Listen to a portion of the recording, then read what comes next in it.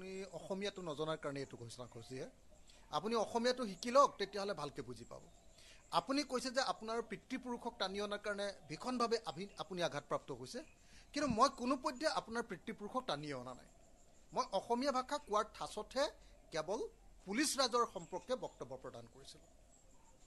দ্বিতীয় কথা মই তেখেতক কৈছিলোঁ মই আজিও কৈছোঁ আৰু কালি টুইটাৰতো কৈছোঁ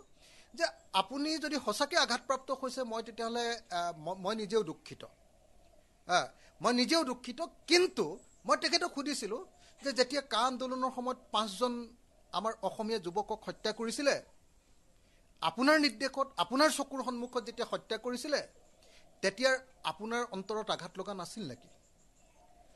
তেতিয়া সেই কা আন্দোলনৰ 5জন শ্বহীদৰ পিতৃপুৰুষলৈ আপোনাৰ কোনো মনত পৰা নাছিল নেকি পিতৃপুৰুষৰ আঘাতৰ কথা ভাবি আপোনাৰ অন্তৰত কোনো ধৰণৰ আঘাত লগা নাছিল নেকি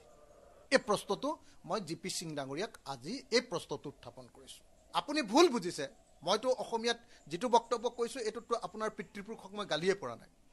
কিন্তু যদি গালি পৰা বুলি আপুনি ভুল বুজে তেতিয়াহ'লে মই ক্ষমা খুজিবলৈ প্ৰস্তুত কিন্তু মই ক্ষমা খুজিম আপুনি ক্ষমা খুজিবনে অসমবাসীৰ মানুহক আপুনি ক্ষমা খুজিবনে সেই 5জন শ্বহীদৰ পৰিয়ালক